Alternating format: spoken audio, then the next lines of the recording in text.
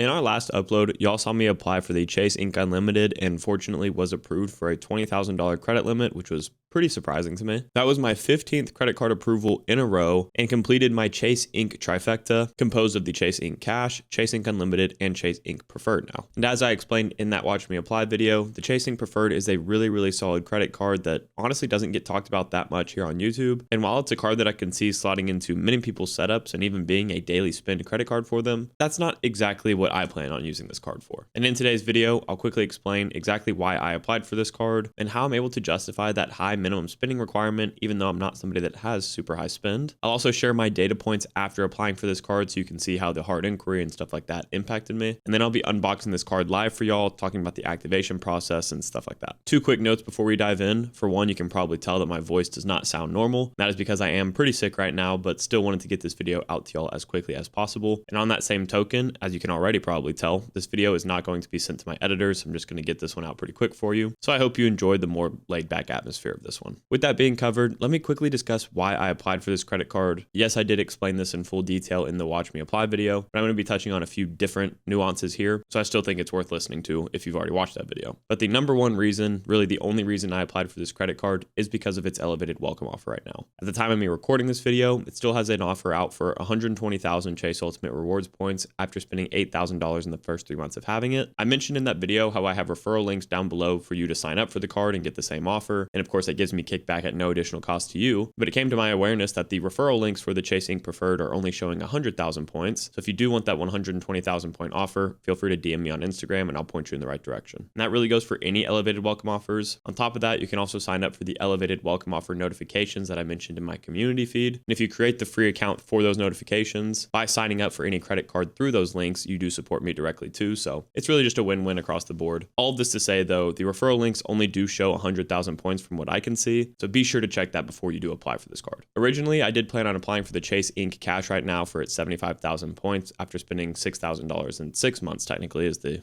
promotional offer right now. And let me check what that return on spend would be real quick, because I'm pretty sure the Chase Ink Preferred has a better return on spend. So yeah, the Chase Ink Cash has a 12.5% return on spend on it right now, at least at a 1 cent per point valuation. But even with the $8,000 minimum spending requirement on the Chase Ink Preferred, you do get a better return on spend of 15%. So not only am I going to get 45,000 more points by signing up for the Chase Ink Preferred rather than the Ink Cash, but I'll also be getting a higher return on spend. So overall, just the better card for me to go for right now, because I can hit that minimum spending requirement without stretching above my means. If you're somebody looking to apply for a Chase business card right now though, the Chase Ink Cash welcome offer is definitely the easiest one to hit, since they give you 6 months right now instead of 3 to hit that total amount of spend. Granted, you have to spend $3,000 in the first 3 months and then the rest of the $3,000 after that, but still, that's easier to achieve than $8,000 in 3 months. So if you couldn't spend this full $8,000 for the Chase Ink Preferred, I would definitely consider the Chase Ink Cash and just roll with it from there. Now, speaking on the spending requirements specifically, what I did for this application was go to my financial master sheet, which I have a massive spreadsheet for my finances, which maybe I should show on the channel sometime. But I just wanted to see where I could swap this card in to help me hit the spending requirement. And for me, what I found is that that included prepaying rent, paying for my editing team for all these videos. Well, I guess not this one, but all my other videos. Some big business purchases from Amazon that I've been putting off for a while. And my phone bill too, which in the Watch Me Apply video, I did discuss how I would be putting my phone bill on this card now. But all of those things combined are what are allowing me to hit that $8,000 worth of spend in 3 months. Obviously heavily boosted by that prepaying of rent that I'll be doing. Now, of course, this topic in general, hitting minimum spending requirements on business cards, is always going to beg the question of, can you put personal expenses on business credit cards, or will you get in trouble for doing so? All of that. The first thing I'll say is that no, technically you cannot put personal expenses on business credit cards. Chase does list that in their business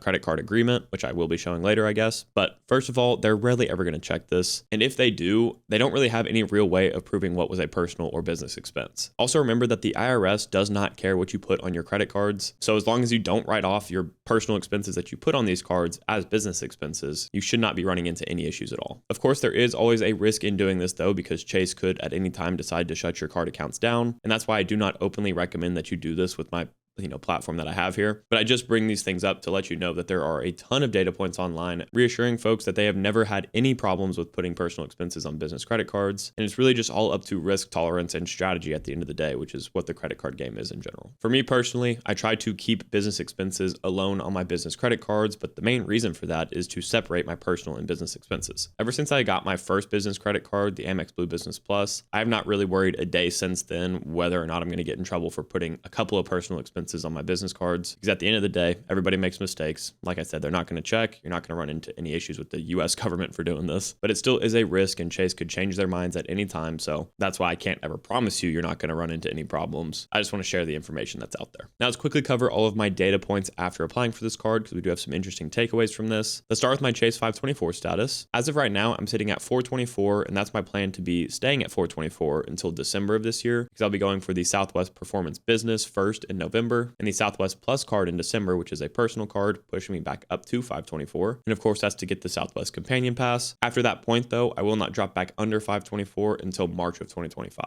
Now, as we dive into my credit scores and hard inquiry counts, funny enough, you're actually going to see basically all positive changes across the board, which is very interesting. And I'll cover exactly why that's the case here in a second. But with TransUnion, my score is sitting at a 767, which is up 4 points from before I applied for the card. And I have 3 hard inquiries with them, which is still the same. With Equifax, my score is a 770, which is up 6 points. And I still only have 1 hard inquiry, the same as before. With Experian, my score is a 753, which is up 13 points from before I applied for the card. And I do have an extra hard inquiry on my report here, moving me up to 4 hard inquiries. So why the heck did all my scores go up, especially Experian, where I did get a hard inquiry for this application? This basically boils down to the fact that over the last month, I went in and basically prepaid all of my credit cards before the statement close date to bring their utilization down. So every single one of them is within my 1 to 5% range that I usually keep them at. And whenever you bring your utilization down a lot, your score is going to increase a lot. And that's why in a recent video of mine, I discussed the importance of doing this exact thing I'm describing. This is a perfect example of how heavy utilization weighs on your credit score compared to things like hard inquiries or average age of accounts and stuff like that. Because as you saw, I added 1 hard inquiry to my Experian report, which is a negative to your credit score, a temporary negative that is, but my score still rose this month because my utilization was better managed, and credit utilization makes up 30% of your credit score, while new accounts only makes up 10%.